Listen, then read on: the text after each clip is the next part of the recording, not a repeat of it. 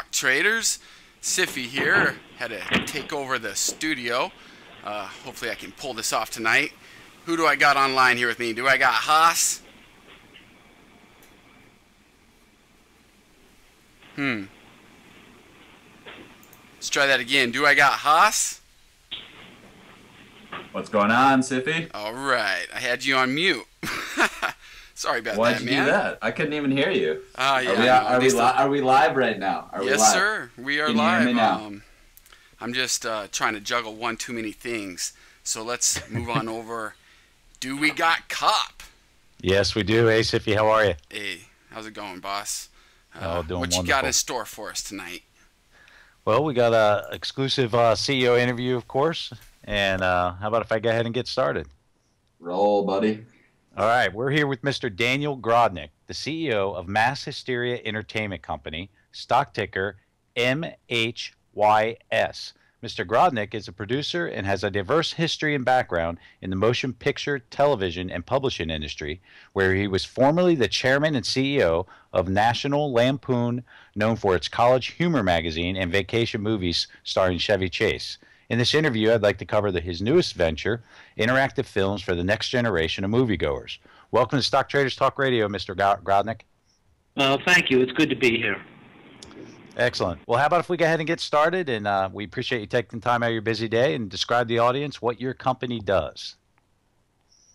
Mass Hysteria is a company that's been put together conceptually to change the way that we interact with our movies. Movies, as you know, is a passive entertainment. Even if you go to Avatar, you sit back and you watch the movies, and it's been that way for the last 100 years. But all businesses at some point have to change, and the movies have been kind of lagging in that regard. What's happened in the space is that the big studios have decided to do gigantic movies. All movies that can, earn $500 million. Those are the kind of things they like to get involved with. Sure. But that's not the movie business. That's not a scalable model by most standards. Most people can't spend 10 years, preparing a movie like Jim Cameron did with Avatar. And so there has to be something out there. There has to be something different. I mean, movies used to be a destination experience. But today that's changed because of the because the market has become so fragmented, and actually movies have become too accessible. I mean, you can sit in line at the bank and look on your cell phone and watch a movie, and sometimes enjoy it as much as you do if you went to the theater and paid $30. So we decided that there had to be another way to go about this. I've produced over 40 movies. And even though each of the movies are specific and different, in one way they're all the same, And I always say to people, if my grandfather went to the movies today, he wouldn't feel out of place, but he should, because it's 100 years already of the same thing. So we put together a concept called Mass Hysteria. And when I got into the National Lampoon, we got into that company because that was an imprimatur that could put people in seats in theaters. If it said the Lampoon, you knew it was going to be funny. Well, Mass Hysteria is not an imprimatur. It's more a subgenre of entertainment. It's a dedicated experience where you are able to interact in real time with the screen. So what we're basically trying to do is create chaos and disruption in the movie business. The Mass Hysteria core concept is kind of built upon a suite of interactive features that we hope will forever change the way audiences experience movies and forever change what audiences expect from their movies. I mean, every movie experience won't be Mass Hysteria in the future, but, we're hoping that many will be. And all that means is that you can engage with the movie vis-a-vis your handset and participate in a number of ways which we can go into. Just sitting back and watching movies passively is that's not a destination anymore. And if you look at the movie grosses so far this year, movie grosses are up 11% over last year. But that's because of the Avengers and the Hunger Games. And if you take those two movies out of the equation, movie attendance is down 9%. And the reason is because movies just aren't the events that they used to be. So when we got into Mass Hysteria, which we created, we looked back really at the last 50 years of movie making and said what was successful and why. And one of the things we came up with was Rocky Horror Picture Show. Sure, I remember that. That's been released for 38 years. It's still incredibly successful, throws off a ton of money every year. And why is that? Well, it's because it's interactive. By design, they didn't come up with these ideas. They didn't say, if we make this movie, people will dress up and sing along. That's just what happened. So we decided, okay, 38 years and this movie is still in release.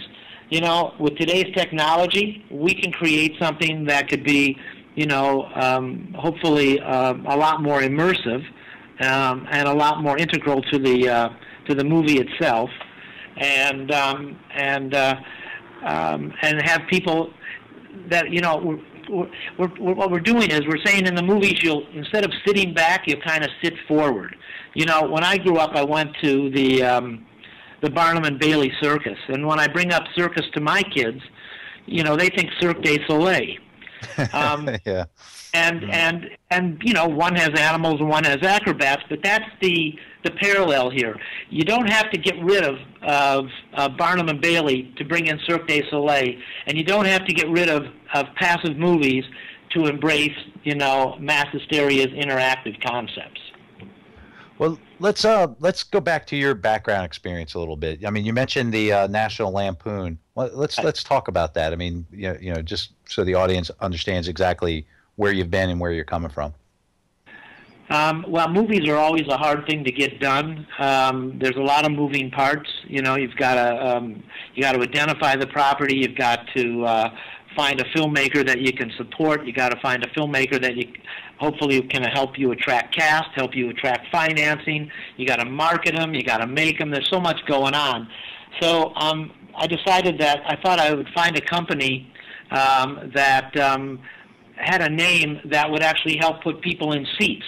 So if I couldn't, back in those days, if I couldn't secure a star for one of my movies, if I had the name the National Lampoon, that would kind of be my star. And so I teamed up with a guy named Tim Matheson, who was one of the stars of a Lampoon movie called Animal House. He played this cool guy named Otter. And Tim and I, besides having a ton of laughs together, we made a Rutger Hauer action movie at TriStar called Blind Fury. And when we finished that, he said, "What are we going to do now?" And I said, "Well, we're going to start figuring out the next movie, I guess." And then I was reading the paper about a guy named David Batchelder who ran Mesa Petroleum, Boone Pickens Company. And I said, I got a better idea. Let's call David and see if he can help us go, take over some company. Because in those days, everybody was taking over companies. I thought it sounded like something fun to do. So we went and met with David, and he said, well, you got to identify a company you think, has some value. And so we found the Lampoon. It wasn't the first company that we were interested in, but it was the company we could tell the best story about. And so we sort of met with a lot of the different people involved in the company who were major stockholders, and they gave us their proxy. And so without owning a share of stock, I ended up with 24% of the company. And then I went in the marketplace with Tim and some of our friends, and we bought 5%, and then we took over the company. But we did that just so, it was just another avenue to help us make movies and get things closed. That was all. No, that's amazing. I think especially for anybody that's probably over like 40, Animal House was like the movie of everything, and to hear you being in business with Otter is we had a lot of fun. I bet. We had our desks where we would look at each other's feet all day long. I can only imagine. What Yeah. the let's talk about your board. What's the makeup of your board of advisors and the reasoning behind the team that you have? Well, to me, I'd rather have a lousy idea and a good management team than a great idea and people who can't execute. The first thing we did with Mass Hysteria after coming up with an idea to do interactive movies was to kind of assemble a team that we thought could get this done. The one thing that we have here in Hollywood, we're all the people on my team are all sort of at the top of their game in Hollywood. Nobody's doing this because they're looking for a paycheck. They're doing this because they see the future. And, I always say to people about Mass Hysteria, it's like being in a Texas oil field at the turn of the century and there are no derricks up. I mean, you can look at that field and do nothing about it, or you can put some derricks up and take the oil out of the ground. And that's what Mass Hysteria is like. This Mass Hysteria, the business of interactive movies doesn't exist on the planet yet, okay? But to me and to my board of advisors, it's oil in the ground ready to be taken up. And if we don't do it, somebody else invariably will. So when I put this together, I went out to friends of mine, long-term friends of mine, that I felt could add tremendous value and vision for the concept. One of them was Al Ruddy. Al Ruddy produced The Godfather, won the Academy Award when he was 32 years old, and also produced $1 Million Baby with Clint and won the Academy Award for that as well. He's probably the greatest creative mind I have ever met, and having spent 30 years plus in Hollywood, I've met some pretty significant creative people. We brought in Oren Aviv. Oren Aviv at the time was president of Walt Disney Pictures. He's now the chief marketing officer at 20th Century Fox. Nobody knows how to sell better than this man. He's opened hundreds and hundreds of movies. I remember driving to a Laker game with him one night, and he said to me, I have to open a movie called Hidalgo. Who's going to go see Hidalgo? But he figured out how to open a movie that, nobody could even pronounce. I brought in John Landis. John Landis was the director of Animal House. He also directed The Blues Brothers, American Werewolf in London, Trading Places with Eddie Murphy, Michael Jackson's Thriller video, which is in the National Archives. John Landis, he's a seminal director who's created more humor on the screen in a better way than arguably is probably the most successful comedy director in the last 30 or 40 years. I brought in a guy named Peter Deckham. Peter is one of the most powerful lawyers and has been for decades in Hollywood. I brought in a guy named Brent Friedman. Brent is a special case. I've got two tech guys on this that are second to none. Brent's the first one. He lives up in Seattle, up on an island up there where all the Microsoft guys live. Mm-hmm. Brent is involved in creating Halo 4 and 5. He was brought in by to create the next iteration of the Xbox. He was brought in by George Lucas to do Clone Wars, and George Lucas even said to him at one point, "Listen, can you help my daughter with her scripts?" He also lectures at MIT on the intersection between creativity and technology. Brent is sort of our tech guy. He's brilliant, second to none. And I asked him one day, I said to him, let me ask you something. You're involved, the man doesn't have time to sleep. And he's involved in so many major things. And I said, why are you involved in Mass Hysteria? What was interesting to you about Mass Hysteria that you signed on? And he said to me, Danny, everything I'm involved in is just the next iteration of what already is. What is exciting about Mass Hysteria is that Mass Hysteria, if it works, can change the world. It can change the culture. It can change how we engage with our entertainment. There's nothing I'm involved in, there's nothing I've ever been involved in that can really change the culture. So, you know, if it works, it's going to be, you know, spectacular, and that's why I'm in. So, and then we needed a mobile app guy who was who knows this stuff at such a level that, you know, every time Sam Teplitsky, who is our mobile app guy, talks, I can't understand what he's saying. Honestly, it's like he's speaking French to me. And I said, and Brent is the one that brought him in, and I said to Brent, can you vet him? Do you really like this guy? And Brent said to me, Dan, he makes me look like a moron. I said, okay, that's all I need to know. You know, and then we brought in Alan Bailey, who is our CFO. Alan was the treasurer at Paramount Pictures for the last 20 years. I think that's about it. No, we've got Pat Proft. Oh, God, I'll get killed for that. Pat Proft, he's one of the great comedy writers of the latter part of the 20th century. He created and wrote the Police Academy movies. He created the scary movies. He's written a couple of those. I think he's writing a new one now. He did Hot Shots. He did the Naked Gun movies. Literally, his movies have grossed over $1.5 billion. So when we wanted to have somebody come in and write the first Mass Hysteria interactive physical comedy, we went to Pat Proft, brought him into the company, and had him write the script.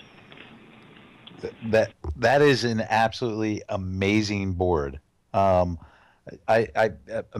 Shockingly, I did not know half of that as far as some of those people that are on there. I mean, Albert Rudy. I mean, really, Ruddy, producer of Ruddy, of the producer of Godfather.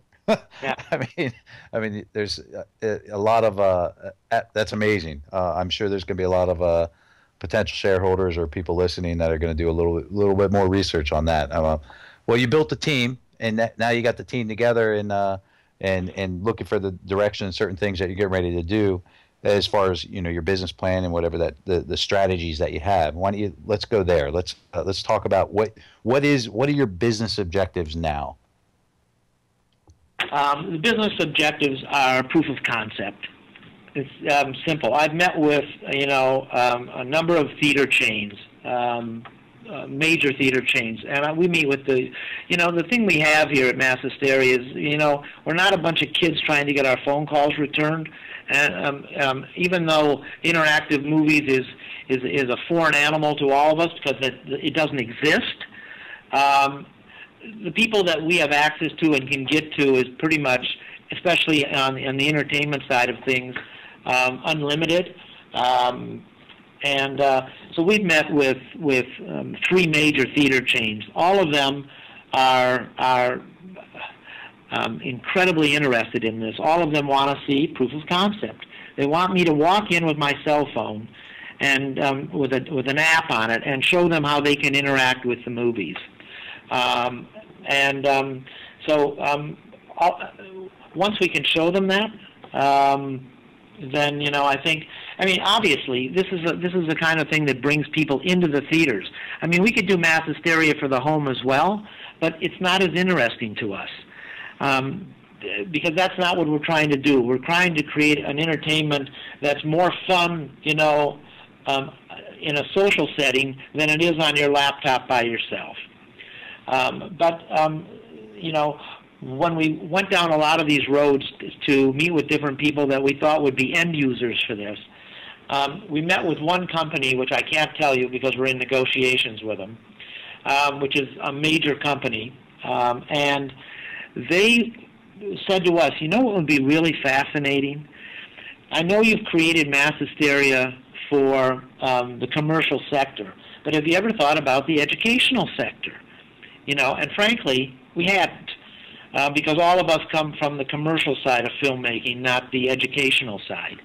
And they said, you know, when you walk around a museum and you put on the headsets and you watch and you look at a painting and it tells you about the artist and when he painted it and when he died and all those things, right. They said, wouldn't it be great if you could sit in a movie that's an educational movie at a museum and on your handset interact, with what's going on up on the screen. So at the end of the day, you come away with more information than and information that you retain because you were engaged with what was going on than just sitting back and watching a movie on polar bears in Alaska. Okay, and we thought that was actually a fantastic idea. So we're going to beta test the app that will create the interactivity in the educational sector with this company. I mean, that's the first thing that we're gunning toward, and that won't happen for probably, if I had to guess, 4 to 6 months. We spend a lot of time looking to raise money for the building of the app. And each time we went down that road, for whatever the reason was, or however it just didn't pan out the way we wanted it to. So now we're going down a road where instead of spending our time raising money, we're spending our time, we're in final negotiations to outsource the building of the app with another company. And then when that app is complete, we'll do some type of revenue share with them. Instead of spending, it's like in the movie business. Years ago, I used to go into the studios with a writer and pitch an idea and hope that the studio would put up 50 grand so the writer could go write a script. But then one day I got smart. I said, what am I? I'm like wasting my time going and getting ideas written. What I need to do is spend my time getting movies made. So then I decided instead of developing scripts, we'll find scripts that are already in the marketplace. We're all creative people here. We'll fix them to make them more attractive either to a filmmaker or cast or just story-wise. And then we'll go out and put the pieces together to get the movie made. So I changed my direction. In other words, I started to spend my time looking for money to make movies and not to make scripts. And that's the parallel is I'm stopping going out and looking, to go raise money to build an app. I'm going to have the app built, and I'm going to show proof of concept. And once I have proof of concept, I think the ability to raise money will be available exponentially. With your concept and being first to market, I mean, how significant or how elaborate can this be? Your position in the industry. I mean, what are you looking at?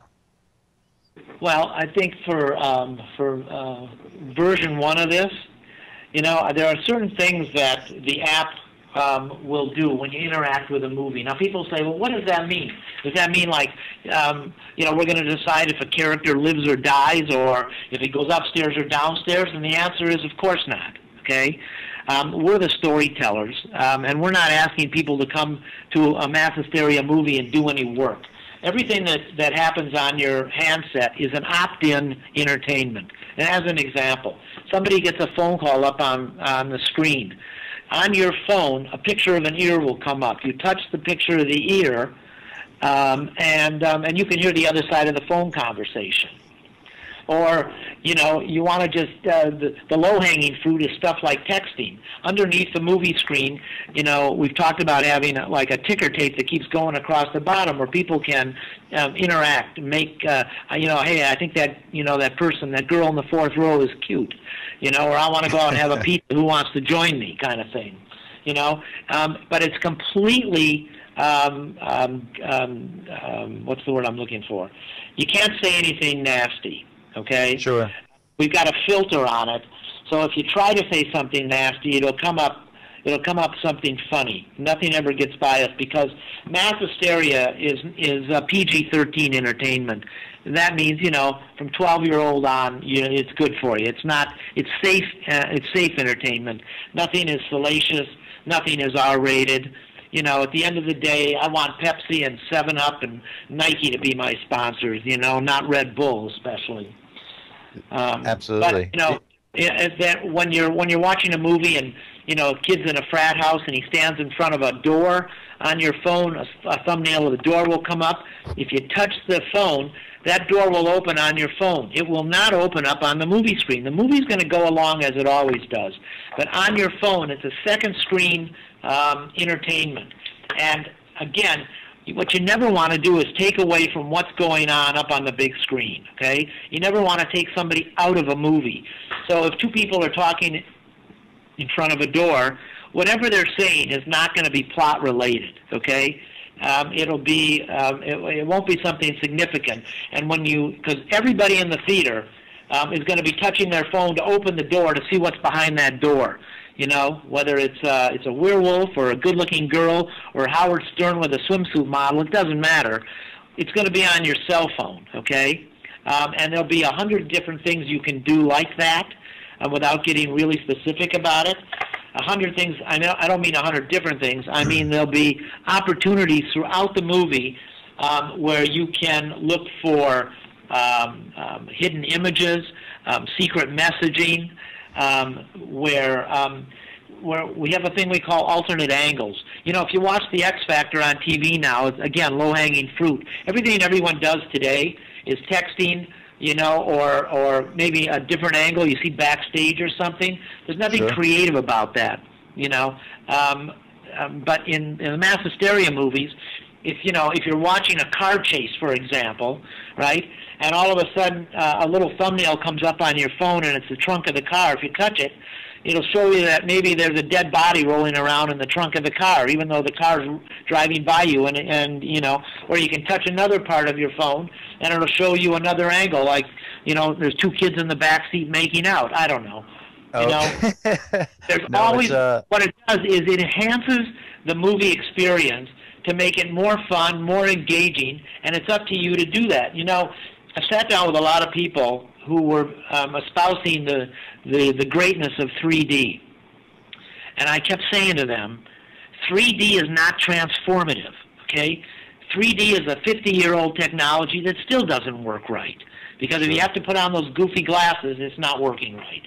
So, but mass hysteria is transformative because it changes the way you engage with your entertainment from the moment you walk into the theater to the moment you walk out.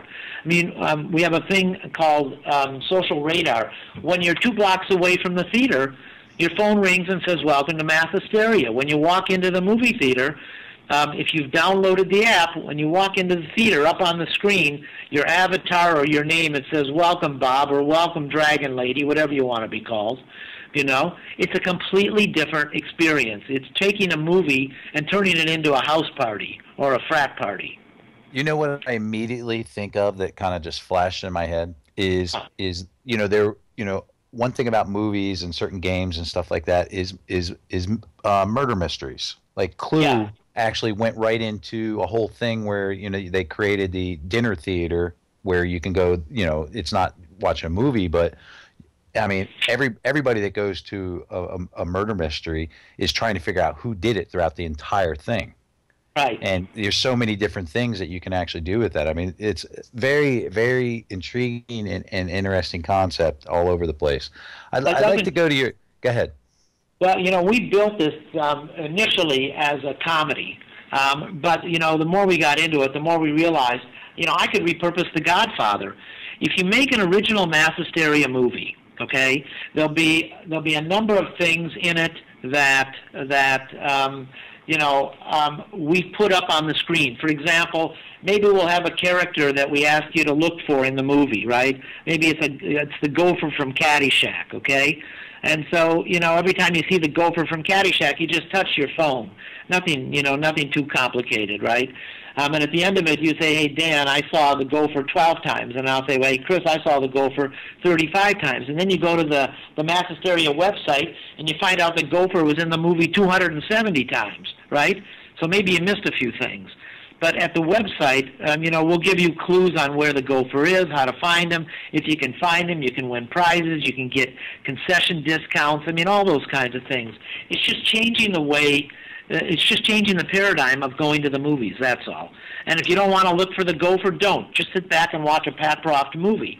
But if like in the educational space, we don't have to make an educational movie. We can take one that's already done, and we can create all the enhancements on second screen. That's where all the fun will be. So if you're watching an astronaut up doing an EVA, on a telescope in the sky, and it's on your phone, you can touch the phone. Maybe you can see his belt with all the tools, and you touch a tool, and the tool comes up, and you can look and see what it's like. It'll tell you what it is, and then it'll go away. These are all quick, kind of interstitial little things that just keep enhancing the experience, but not taking away from the sizzle, which is the main movie. Sure. I mean, the possibilities are endless. I mean, it's all about creativity and ideas and certain things like that. I'm very intrigued with your network. I mean, you've talked about your history, your background in the movie industry, and those type of things, and a lot of the people that you've met throughout your career, and your network is absolutely impressive. So I'm curious if you have any strategic alliances or partnerships of some form. And if you do, can you elaborate on that, specifically focusing on how they would bring, an added tangible to your company?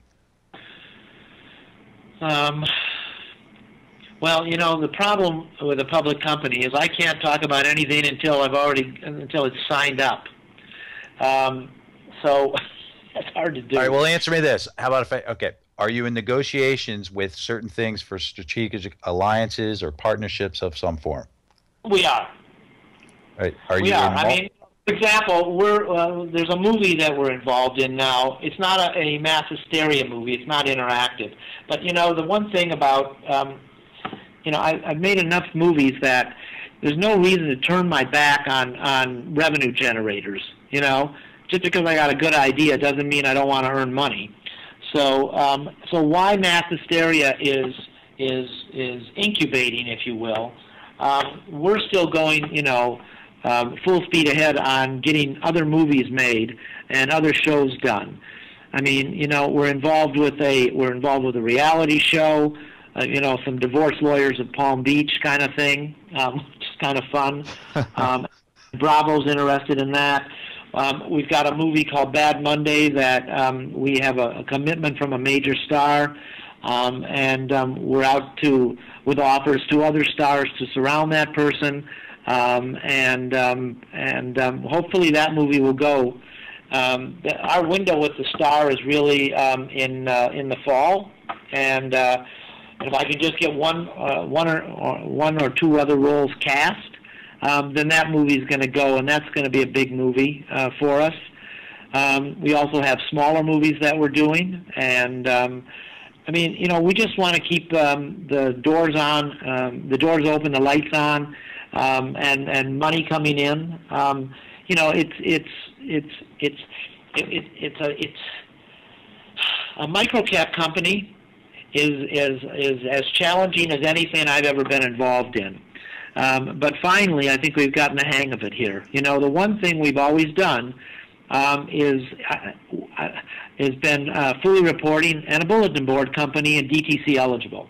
And I said, if I'm going to do this, and I'm going to do it this way, I'm not going to be down in the pinks. I'm not going to do it so that, it's got to be a first class. It just has to be the best we can do this particular company. If we had a little financing, I think we'd have a lot better evaluation. But, that'll come. So, people sometimes say, well, you don't put out a lot of press releases. Well, that's right, because this company is built to be here for, I said to my wife, I don't want to work anywhere else ever again. So, I'm not looking to, make a quick score. I'm just looking to build out the app, make our movies, generate revenue for the company, and build something significant.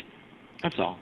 Absolutely. Believe it or not, I've actually interviewed easily over 300 companies, and the stuff that's the hardest to do, you have already done. And what that is one, develop a concept and a business plan that can be a viable product, an actual product, vice selling shares, and you have that side. The other big one is having the right people around you, is assembling the team. And you clearly have that. There's no doubt about that. The easier stuff is the funding once you have the idea and you have everything in place and those type of things.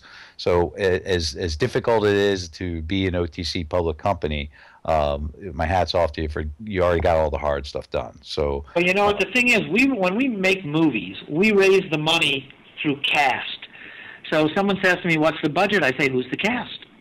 You know, if you've got Bruce Willis, you know, you're at one level. If you've got Stone Cold Steve Austin, you're at another level. Okay.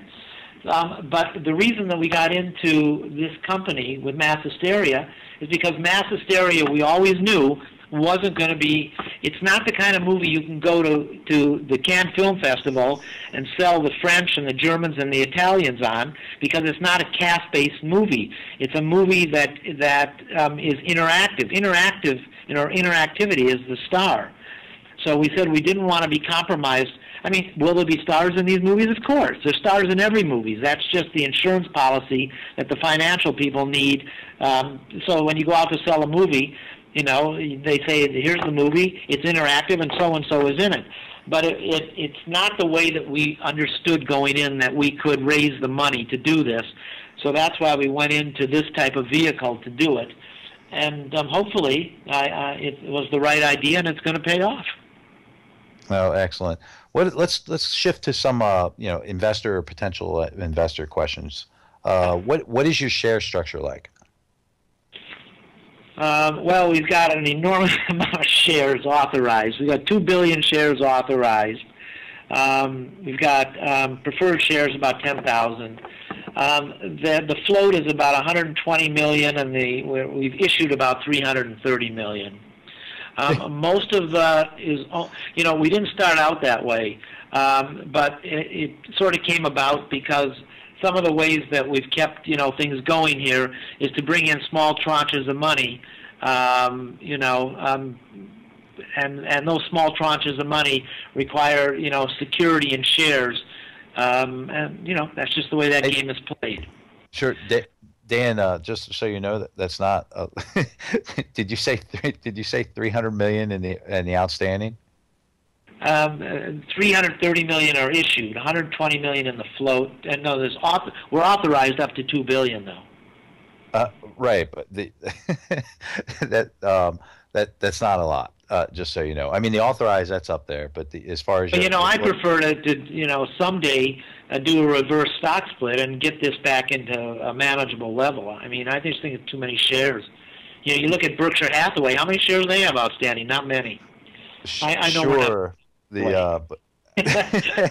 I'm just here to tell you that I'm not. I think there's only been a few companies that had a float lower than yours on the radio show. So you're probably right in the ballpark, and I wouldn't. Me personally, I wouldn't worry about that too much. But it's. I'm sure the shareholders are pretty happy to hear you say that you don't like the share structure. You want it lower. We don't like the share structure, and we don't like the share what the shares are going for. You know, no one wants to be sub-penny. So we work every day to alleviate that issue. Oh, excellent, excellent. So go ahead. Now, if one of these deals goes, I mean, I really think that it will affect the stock price in a way that I think, you know, the thing is, I've been in this company 3 years. I've never sold a share of stock. Okay, not one share. And all I'm looking to do is accumulate more personally, because I'm all in on this deal. So I gotta just whatever's coming my way is coming my way. But someday we'll sell some shares if we ever, but not where we're at now, because there's too much to be done, too much work ahead of us, and too much excitement I think we can generate in the marketplace. Yeah, you can tell the passion that you have for what you're doing, definitely. How about your transfer agent? Is your transfer agent open for investors to inquire about the share structure? Well, the transfer agent is Pacific Stock. They've been great. They've been just great with us. So, but yeah, anybody can call them if they'd like to. Excellent. Excellent. All right, and I think I normally ask a question about potential revenue streams, but I think you've kind of answered that probably 10 different times in different avenues with all the different. I mean, just to finish it off. I mean, once the app is created, the app we're going to give away. When we looked out at the marketplace, and initially we thought we would charge for the app, because American Idol, made their money by charging people 99 cents to make a phone call to vote a couple of years ago when Simon was on it. Right. They used to do $60 million a week on people calling in to vote, for God's sake, for 99 cents. So we thought, well, that's a good idea. But then, Avatar came out and Alice in Wonderland, and something happened that it hadn't happened for years, which is the theaters raised their prices. The theaters are always reticent to raise prices because they don't want to do anything to keep people away from the concessions. They don't care about the movies. They care about the concessions. They make 90% of their profit on the concessions, and they have to split their movie profits with the studios. So, but those movies were what they called a premium movie experience, and so they charged a couple of bucks more for the movies. And guess what? Nobody stayed away. So that in itself was eye-opening for the theaters. But we decided, you know what? We're not going to charge for the app. There's too many ways to make money in this. There's licensing revenue. There's premium content that we can charge from the website. There's advertising. There's film revenue. I mean, it's really unending once you start to look at this thing. So the app, you know what? We'll give you the app just like when you go in to get a phone. They give you your phone basically for free because all they want you to do is buy the time. Well, we just want you to come to the movies. We'll figure out how to get the money after that. Sure. Now, do you have a website? We have a placeholder. Basically, it has all my old movies on it that I like.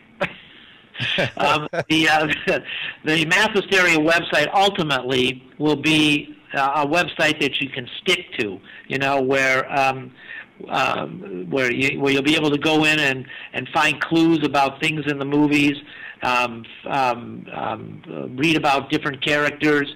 I mean, for example, we have a little a DVD that we created to kind of show people how this interactivity works. And in the DVD, there's a door that comes on the telephone, and the kid he hits the phone. The door opens, and it shows a kid in a bathroom coming out, and all of a sudden an octopus tentacle, it's in a fraternity house, comes out of the toilet, grabs him, pulls him into the stall, and then he's gone, right? It says if you want to know where that kid went, you go to the Mass Hysteria website. So you go to the website, you type in, kid who was, taken by the octopus in the bathroom, and it shows him like resurfacing in the middle of the Pacific Ocean and getting picked up by a trawler, right? And then on the next Mass Hysteria movie, you'll probably see that kid again. But you're only going to see these people on your cell phones, okay? The movie itself, there's going to be a whole subset of people that only exist in second screen, on the second screen content, which has never been done before. But one of the things I just have to say again, because I don't think I was clear about it, is you're never going to have to make decisions, creative decisions. You can push the button and see what's behind a door.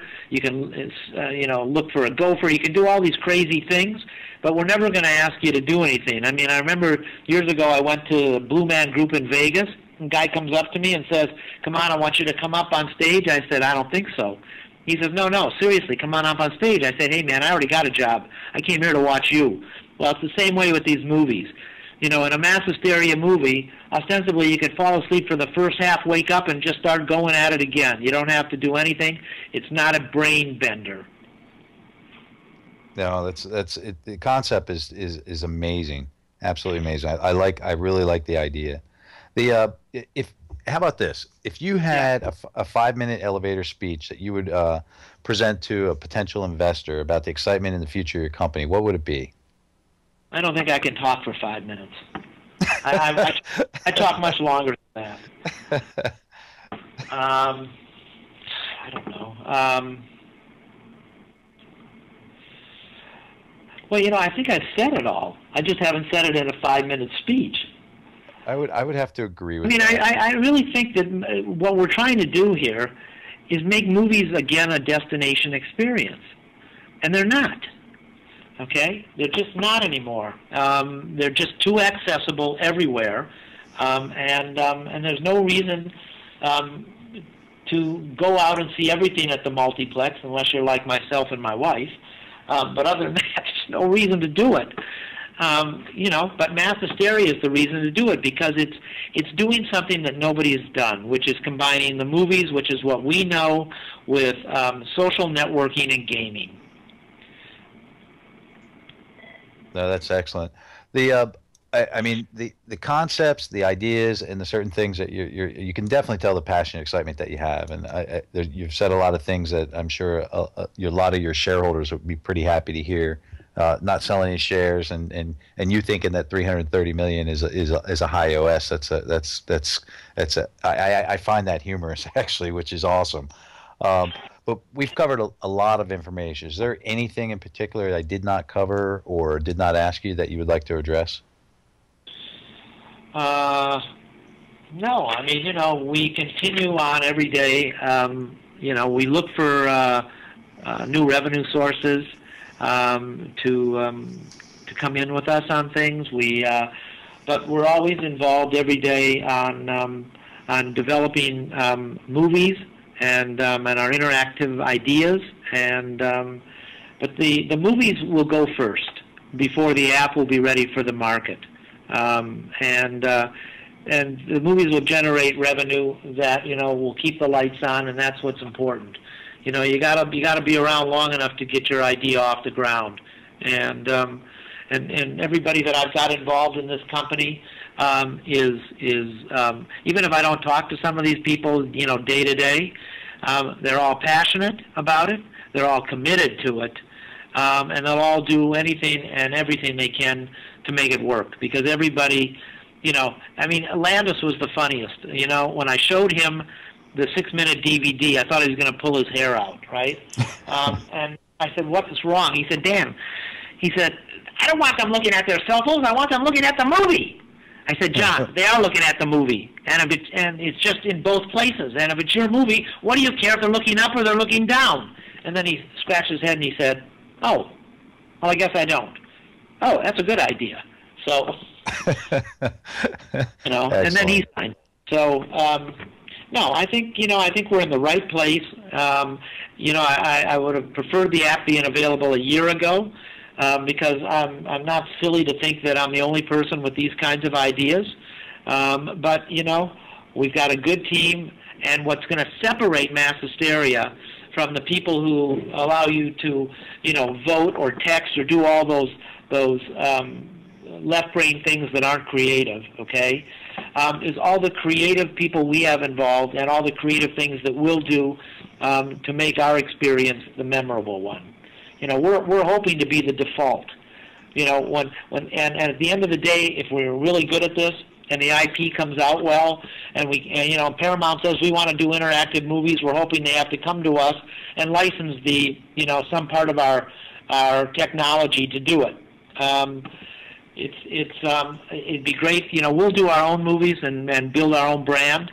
And if they want to call it Paramount Interactive, that's okay with us, as long as they can license our IP to do it. There's just different ways that we can earn revenue, and we're not precious about any of it. I mean, all we care about at the end of the day is making money. No, it's excellent. Well, Mr. Grodnik, we would definitely like to thank you for taking the time out of your busy day and speaking to our audience, and would also like to extend to you an open invitation to join us on the show in the future. And it's been exciting to listen to you and your company, and you're very dynamic and passionate about what you're doing, and that's pretty impressive. So thank you very much for coming on the show. All right, Chris, thanks a lot. Thanks for asking me. It was a lot of fun. All right. Have a good evening, sir. All right. Bye-bye. Goodbye. That was Mr. Daniel Grodnik, the CEO of MHYS, Mass Hysteria Entertainment Company. Wow, guys, it's the idea is awesome. Oh, I love it.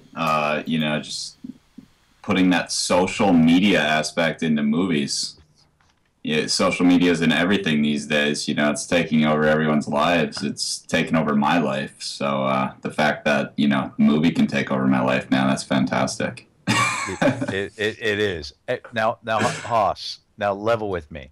I literally, and this might be a bad interviewer, I almost lost it laughing when I thought he When was you going to thought tell me share something. structure was bad? Yeah, I thought he was going to say something like 3 billion or something crazy, right? Because he said that the share structure, was way too high, outrageous, right? He's like, oh, I got like a 300, we have like 300 million issued. We have like 100 million float. Insiders own like 50% of the company. I know it's terrible. I know it's terrible, but And, Jesus. for the listening audience, I whether you buy it or not, that's your business. I'm definitely not trying to sell from that standpoint, but I think that was a first on STT Radio. I don't even. It could very well be one of the lowest share structure stocks to come on the show. But I was really baffled when he said that. I'm like, and I had to like kind of check it. 150 million float. Is that what he said? No, this you could tell that they're doing this because I love it. I mean, that's what's very intriguing to me. And we'll see how this goes. This is yeah. I mean, the whole interactive thing, and the different aspects of what you can do. I mean, the possibilities are endless. Good stuff. Now he sounds like a genius, and he knows exactly where he wants to go. And as far as the stock stuff, for apparently not knowing a whole lot about it, he's doing okay as far as the share structure goes. Sure. Oh, what was the other thing? His team. What the hell was that? Did you hear all those people on his board of advisors? Mm-hmm. I mean, wow. I mean, I'm definitely going to do some digging on some of this stuff. That's something that a lot of people look past, is the management team. But you get a couple of big names on your board and people who know how to get stuff done with good network, good connections, dollar connections. That's something I always look for when I'm doing DD. So that's solid. This company's way better than I thought it was. That was a fantastic interview, and I'm also going to be digging into this one overnight here. Excellent. All right, gentlemen. Good stuff. Very good, Cop. Very good. As usual. Yep. You rocked it. Good boss. He was very entertaining. He's a good speaker. Great stories, good sense of humor. That's always nice. Yeah, he's very dynamic. You can tell. Cool. All right. Well, let's wrap it up, boys. Let's leave it at that awesome interview. Sounds good. Thanks for tuning in. Aloha.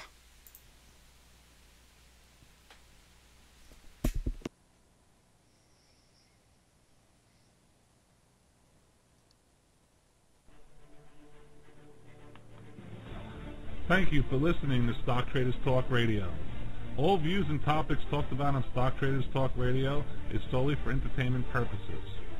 We are not professional financial advisors and always recommend you seek the advice of a professional financial advisor. Never invest in any stock featured on our show unless you can afford to lose your entire investment. The information contained on our show is based on sources which we believe to be reliable, but is not guaranteed by us as being accurate, and might not be a complete statement or summary of the available data. Stock Traders Talk Radio advises that the investments in companies profiled are commonly considered to be high risk, and use of the information provided is at the investor's sole risk. Thank you for listening to Stock Traders Talk Radio.